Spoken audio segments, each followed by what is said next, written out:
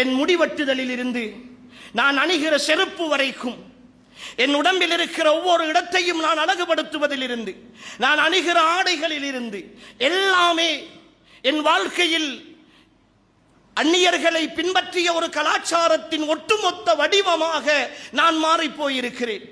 என் வீட்டில் நடக்கிற ஒவ்வொரு நிகழ்வும் அல்லாஹ்வுக்கு மாற்றமான நிகழ்வுகளாகவே இருக்கின்றன.